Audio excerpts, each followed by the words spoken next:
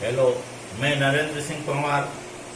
मेरे YouTube channel Shri Vinayak maths digital class में आपका स्वागत है। हम अभी वर्तमान में जो सीरीज चल रही है सेकेंडरी बोर्ड परीक्षा 2020 जो 30 जून को होने वाली गणित की परीक्षा, उसकी तैयारी में हम चल रहे हैं। अभी आज सीरीज सी का चौथा सेट हम शुरू कर रहे हैं। पहला सवाल, दो व्यंजकों का गुणनफल x minus 7 x square plus 8x plus 12 है। यदि इन व्यंजकों का महत्तम समापवर्तक x प्लस 6 हो तो क्या निकालना है? लघुत्तम समापवर्तक ज्ञात करना है। यह जो पहला सवाल है वहां पर किस रूप में आएगा? आपके 16वें प्रश्न के हिसाब से आएगा। सी सेक्शन है, पहला सवाल इसी का आता है। तो अपन क्या लिखेंगे? सबसे पहले हम लिखते हैं, दिया है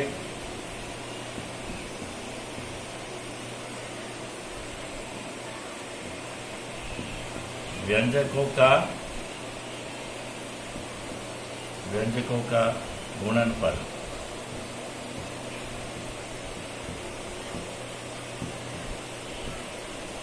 क्या हो गया? x minus 7 x square plus 8x plus 12। अब ये द्विपदीय और सरल है और ये द्विघात समीकरण है, 3 पद है यहाँ पर। तो गुणनखंड विधि से हल करेंगे। 12 एकम 12, 12 के ऐसे टुकड़े करो कि 8 आ जाए। जोड़ने घटाने पर कितना आना चाहिए? 8, और गुणा करने पर 12। तो क्या होता है? 6 × 2, 6 दूनी 12 और 6 और 2 8। तो हम इसके टुकड़े कर देते हैं। हम यहीं पर हल कर लें ताकि ज़्यादा सरल हो जाएगा। और जोड़ने पर आ रहा है तो दोनों चिन्ह, जो बीच का चिन्ह है वही रखेंगे। प्लस है तो दोनों प्लस होंगे, प्लस 12। ये हो गया x माइनस 7, इन दोनों में कॉमन x प्लस 6, यहाँ इन दोनों में कॉमन 2 x प्लस 6। अब इन दोनों में क्या कॉमन हो जाएगा? x माइनस 7 x प्लस 6 और x प्लस 2। यह मेरा व्यंजकों का गुणनखंड हो गया। और क्या दे रखा मुझे? महत्तम मस बराबर क्या है? x plus 6। अपन यहाँ लिख दें, एक फॉर्मूला होता है, चूंकि HCM इंटू HCF बराबर व्यंजकों का गुणनफल।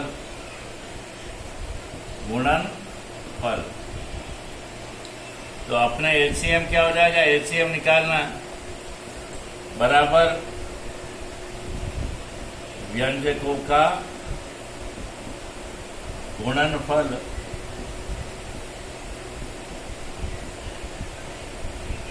बटा क्या लगाएंगे? HCF। अब यहां पर हम मान रखते हैं केवल। क्या मान है मेरा? बराबर x minus 7 x plus 6 x plus 2 बटा एक्स प्लस 6। एक्स प्लस 6 से एक्स प्लस 6 कट गए। क्या आया? X minus 7 x plus 2। ए प्लस बी वाले फॉर्मूले से करेंगे। एक्स इंटू एक्स क्या हो गया? X square. 7 में से 2, ये माइनस ए प्लस है, 7 में से 2 हो गए 5x। और इन दोनों को गुणा कर दो, अचर राशि 7 दूनी 14।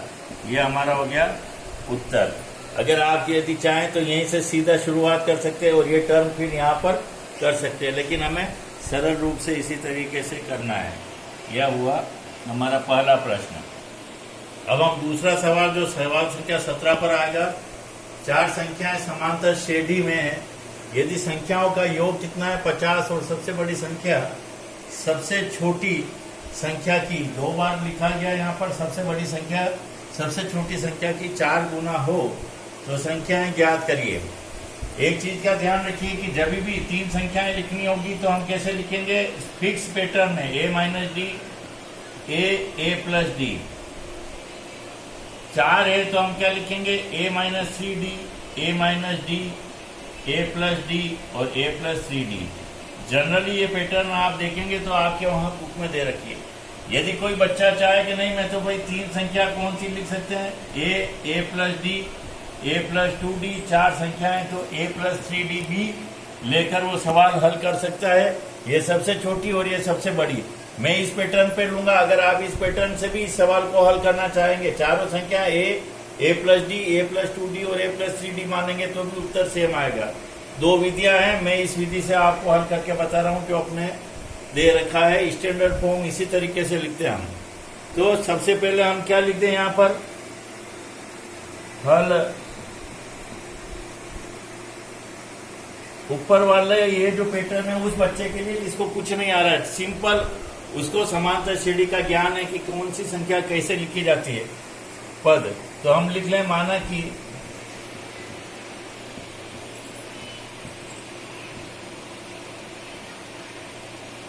चार संख्या है ना, a minus 3d, a minus d, a plus d व a प्लस 3d अभिष्ट संख्याएं हैं। 4 हो गई। अब अपन क्या लिखेंगे, प्रश्नानुसार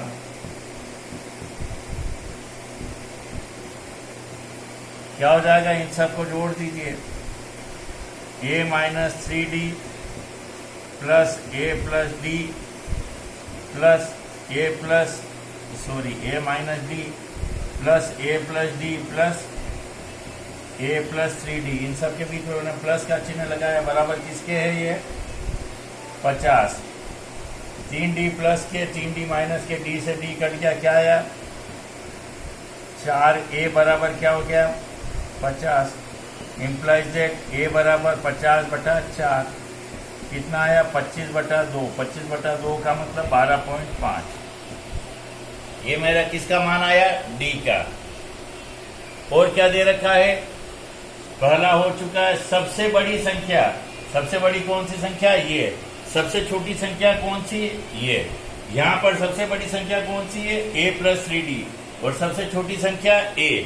जिस रूप में भी आप लिखना चाहेंगे, तो सबसे बड़ी संख्या वह a प्लस 3d, ये सबसे बड़ी संख्या है।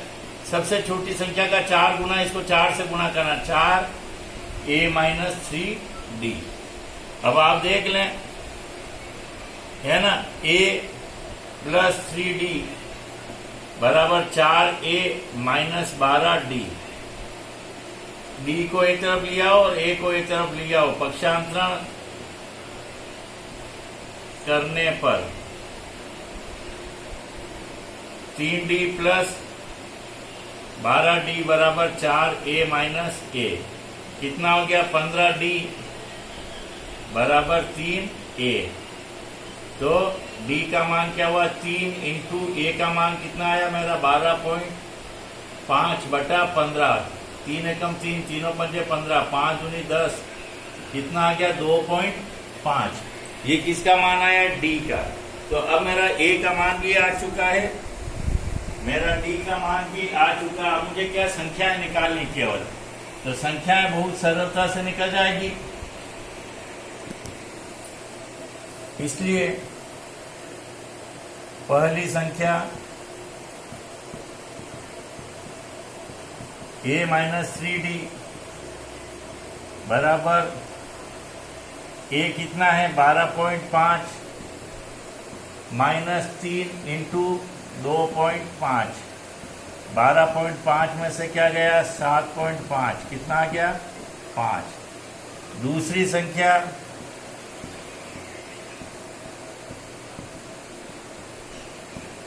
क्या है, a माइनस d यानी 12.5 में से क्या गया 2.5। 12.5 में से 2.5 गए, कितना आ गया 10। तीसरी संख्या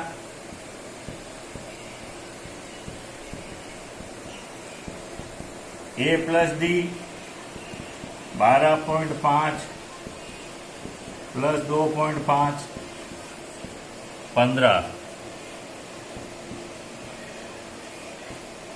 चौथी संख्या a plus 3d 12.5 plus 3 into 2.5 12.5 plus 7.5 कितने हो गए 20। इसलिए अभिष्ट संख्याएं एक साथ लिख दो।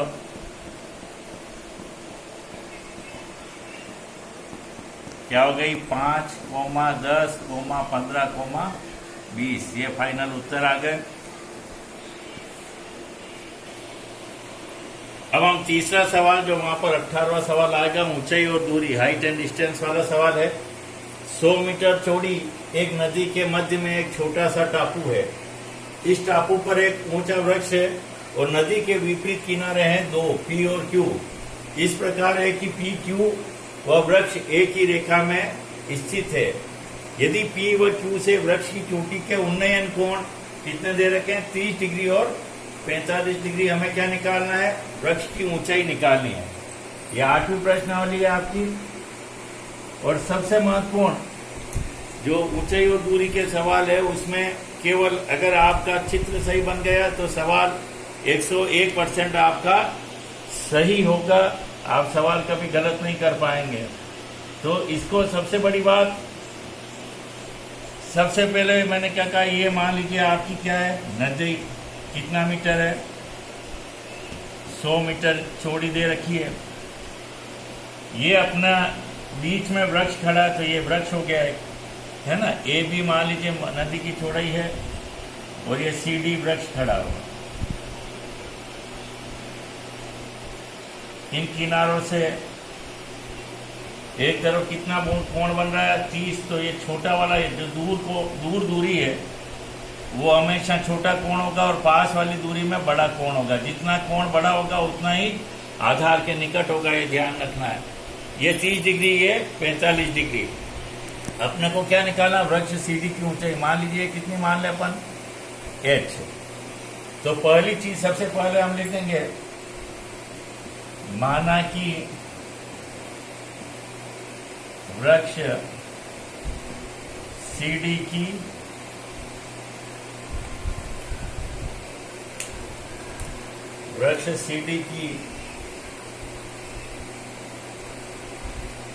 ऊंचाई, वृक्ष सीडी की ऊंचाई कितनी है, h मीटर। अब दोनों समकोण त्रिभुज एक एक कर करके बारी से ले ले। पहले समकोण त्रिभुज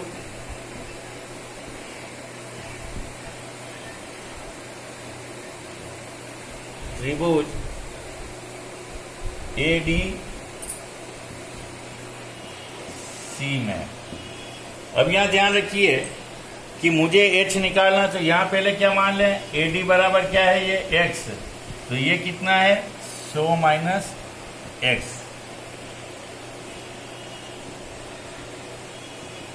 AD बराबर x मान लो, तो BD बराबर क्या हो जाएगा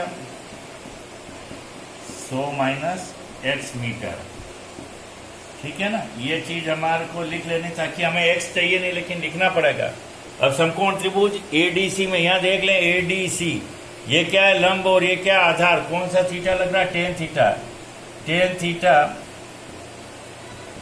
बराबर क्या हो गया, CD बटा AD। अब टेन थीटा, टेन का मान कितना है यहाँ पर, टेन 45, टेन 45 बराबर h बटा x।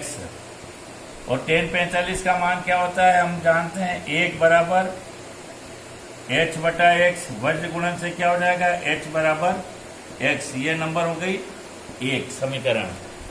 अब हम दूसरे पर आते हैं। दूसरा कौन सा हो गया, समकोण त्रिभुज। ये जब भी ड्यूल चित्र बने, दोहरे चित्र बनेंगे, इनमें दोनों समकोण त्रिभुज लेने पड़ेंगे। समकोण त्रिभुज BDC में, अब BDC में क्या हो जाएगा देख लीजिए, टेन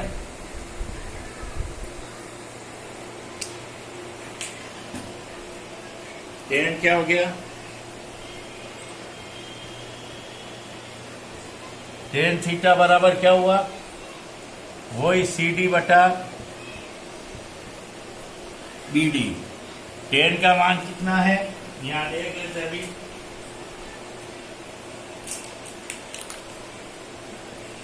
टेन थीटा की जगह क्या लिखूं मैं 30 डिग्री बराबर सी डी का मान h बटा 100 माइनस एक्स रूट इसका मान क्या होता है 1 बटा √3 बराबर h बटा 100 माइनस एक्स। ठीक है ना। अब वज्र गुणन होगा, ये इधर जाएगा ये इधर आएगा, √3 h बराबर क्या हो गया 100 माइनस एक्स। किससे हुआ ये वज्र गुणन से, और ये नंबर क्या हो गई समीकरण 2। अब यहां देख लीजिए क्या मुझे x चाहिए नहीं चाहिए, तो 1 और 2 में हम क्या करेंगे x को हटा देंगे। तो यहां क्या लिख दें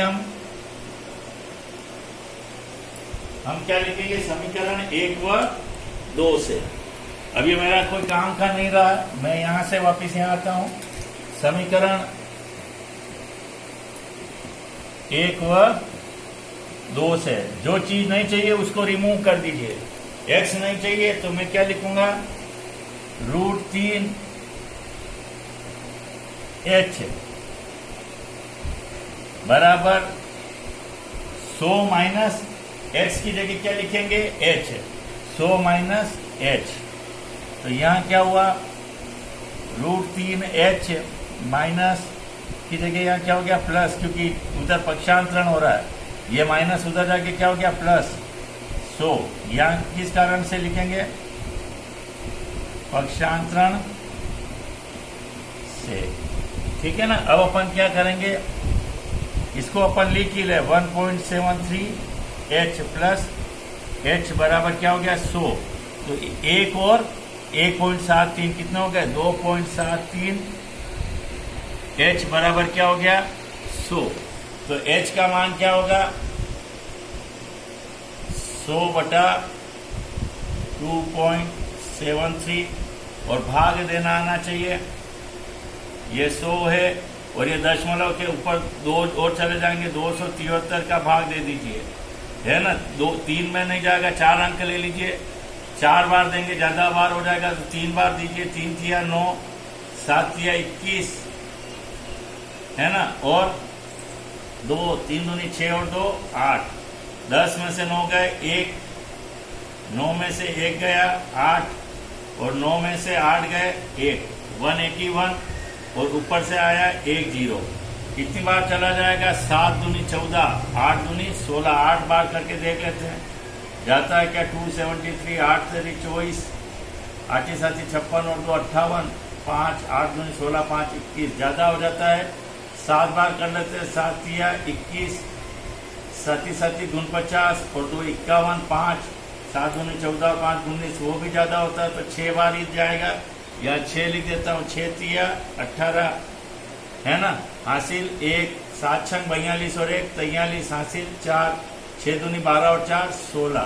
कितने बज गए 8 और 2 10, 4 और 7 11, 7 और 1 8, है ना। 172 बचे या 0.0।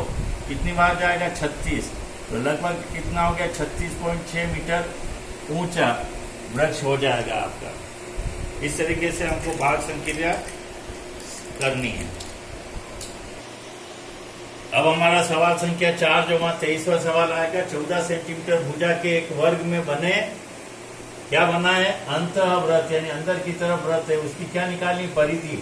यह बड़े ध्यान से पढ़ना। क्षेत्रफल पूछ सकते हैं कभी कभी सवाल बदल के, तो क्षेत्रफल का सूत्र लगाना, परिधि पूछे तो परिधि का लगाना है। अब हम हल कैसे करेंगे यहाँ एक बार समझ लीजिए। क्या है 14 सेंटीमीटर का वर्ग है, तो मैंने बना लिया जिसकी चारों भुजाएं बराबर हो वो वर्ग है। ये अंदर की तरफ बना हुआ है। क्षेत्र पर इतना ध्यान नहीं देना। ये क्या है, चाहे यूं जाएगा चाहे ये जाएगा, वृत्त का व्यास बराबर क्या हो गई वर्ग की भुजा। यहाँ देख लीजिए 14 सेमी, और ये भी क्या है 14 सेंटीमीटर। अगर मान लीजिए मैं इधर खींचता हूं तो ये इसके समांतर हो गई, तो अपन क्या लिखेंगे, चूंकि वृत्त का व्यास बराबर क्या हो गई वर्ग की भुजा, इसलिए वृत्त का व्यास क्या हो गया 14 सेंटीमीटर वृत्त की त्रिज्या r बराबर 14/2 कितना हो गया? 7 सेंटीमीटर हो गया। अब मुझे क्या करना है? वृत्त की परिधि निकालनी है। तो वृत्त की परिधि, क्योंकि वृत्त की परिधि क्या सूत्र होता है? 2πr 2 इंटू 22/7 इंटू 7, 7 से 7 कर दिया, 44 सेंटीमीटर। ये हमारा उत्तर हो गया। पांचवा सवाल जो वहां 24वें नंबर पर आएगा, आयतन से संबंधित है। पृष्ठीय क्षेत्रफल और आयतन, प्रश्नावली 16। 20 मीटर गहरा और 7 मीटर व्यास का एक कुआं खोदा गया। इससे जो मिट्टी निकाली उससे 22 मीटर इंटू 14 मीटर माप का एक आयताकार चबूतरा बनाया गया। चबूतरे की ऊंचाई निकाली है। ये लंबाई है, ये चबूतरे की चौड़ाई है और ये ऊंचाई हो गई। तो कौन से आकार का हो गया? घनाभ।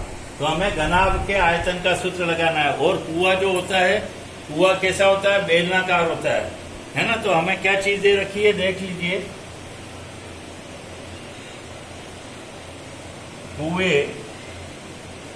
कुएं की ऊंचाई, गहराई का मतलब ऊंचाई से, यहाँ पर कुएं की ऊंचाई क्या हो गई? h बराबर कितना है? 20 मीटर। कुएं का व्यास कितना है? 7 मीटर। इंप्लाइज दैट कुएं की त्रिज्या क्या हो गई? कुएं की त्रिज्या चाहिए मुझे, व्यास से कोई मतलब नहीं। कुएं की त्रिज्या r बराबर 7/2 क्या आया? ये भी मीटर। कुएं से कितनी मिट्टी निकाली उसका आयतन निकाल लो। कुएं से हम चाहे डायरेक्ट भी लिख सकते हैं, लेकिन अलग अलग कर लें। कुएं से निकाली मिट्टी का आयतन, बेलन का आयतन क्या होता है? πr²h।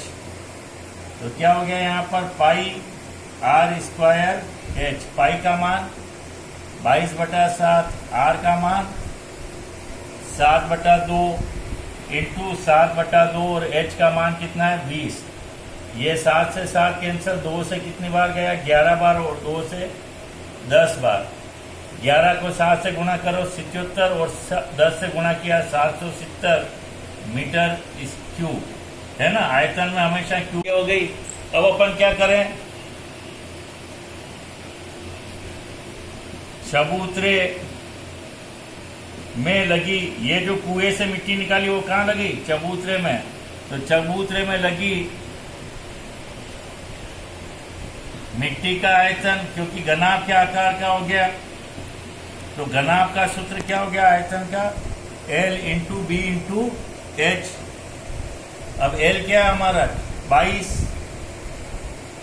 इंटू 14 इंटू एच निकालना है। ये क्या हो गया? Metre cube. अब दोनों ही बराबर होगा, जितनी मिट्टी निकाली है उतनी ही मिट्टी मैंने लगा दी है। तो प्रश्नानुसार क्या होगा? 770 बराबर 22 इंटू 14 इंटू एच। एच का मान क्या हो गया?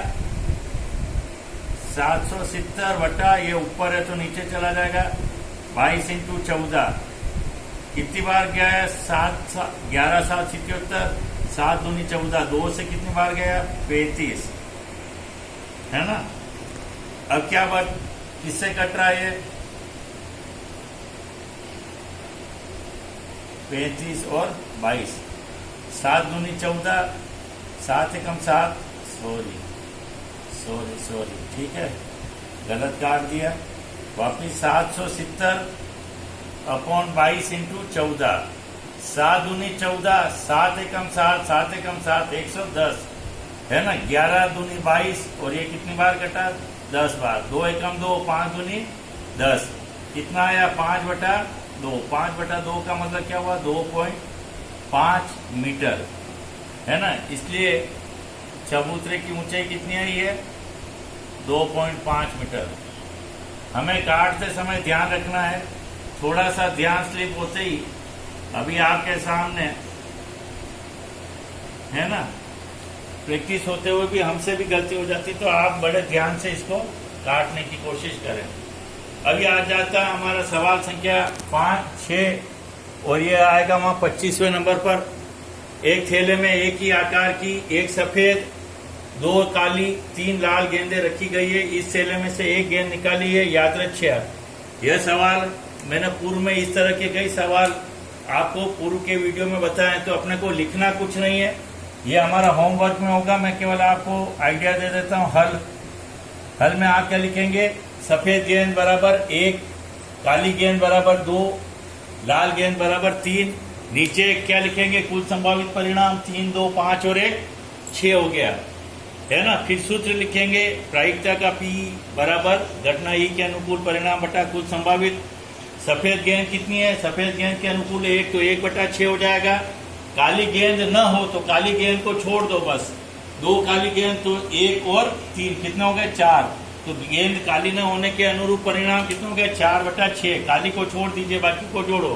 गेंद लाल हो तो लाल कितनी है, 3, 3/6। यह सवाल आपको होमवर्क में करना है। इसी तरीके के, यदि आशा है आपको वीडियो पसंद आया होगा, ये सीरीज लगातार 25 तारीख तक चलती रहेगी। आप इसी तरीके से और परीक्षा में महत्वपूर्ण जो सवाल आएंगे और अधिक से अधिक नंबर प्राप्त करने के लिए मेरे चैनल को सब्सक्राइब करें, लाइक करें, शेयर करें। धन्यवाद।